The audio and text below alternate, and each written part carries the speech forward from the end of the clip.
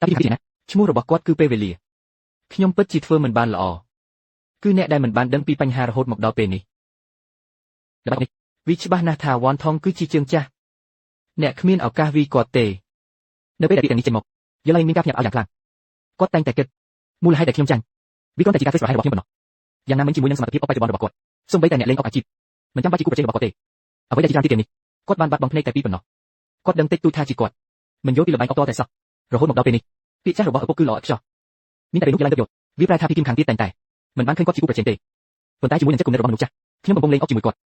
ទៅពីនេះបេះដូងរបស់យេឡែងកាន់តែច្របូកច្របល់យ៉ាងណាមិញអាយុរបស់អ្នកដទៃគាត់មើលទៅក្មេងជាងខ្ញុំយ៉ាងច្បាស់អាយុបែបនេះតើគាត់អាចមានជំនាញអុកដ៏គួរឲ្យខ្លាចយ៉ាងដូចម្តេចការផ្លាស់ប្ដូរទាំងអស់នៅក្នុងបេះដូងរបស់យេឡែងនៅពេលនេះយូឈៀវវិញមិនដឹងទេ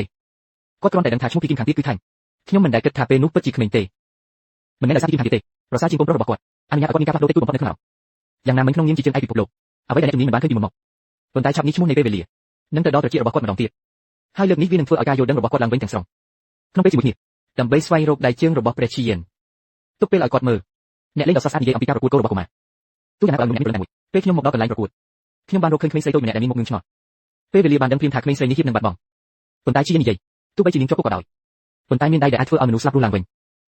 តប8នៃ8ប្រសិនបើយើងទៅកន្លែងផ្សេងទៀតនាងអស់សង្ឃឹម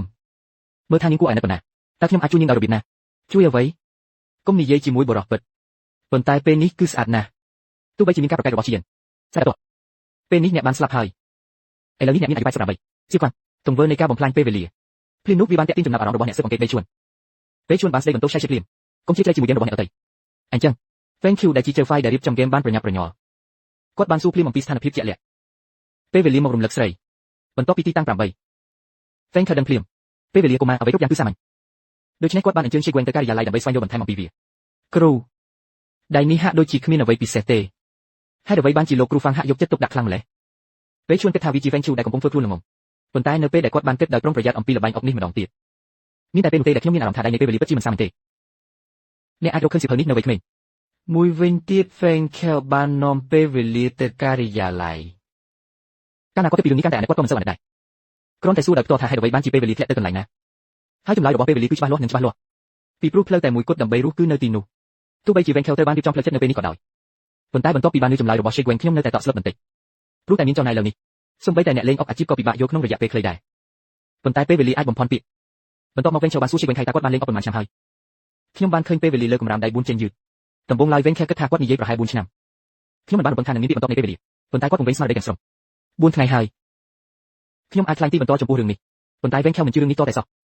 ខ្ញុំបានទូរស័ព្ទទៅកាន់លេខទូរស័ព្ទរបស់សាលាដែល Shake Wen ចូលរៀនភ្លាមចង់ទាញទាត់ការពិតឬមិនពិតនៅអ្វីដែលពីគីមខាងទៀតនិយាយ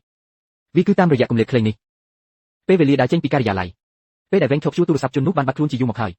Feng Kel ចង់ដេញគាត់ភ្លាមនោះលោកគ្រូយូឈៀវស្រាប់តែបើកទ្វារហើយដើរចូលទៅហើយពេលគាត់ដើរចូលភ្លាមគាត់បានសេបន្ទោស Feng Kel ថាមិនបានរកយុទ្ធធម៌ប៉ុន្តែ Feng Kel បានប្រតិកម្មយ៉ាងរហ័សផ្លាស់ប្ដូរប្រធានបទភ្លាមជាមួយនឹងការប្រកួតដូររបស់កុមារនេះបាននិយាយថាមានកូនអាយុប្រហាក់ប្រហែលនឹងយឡែង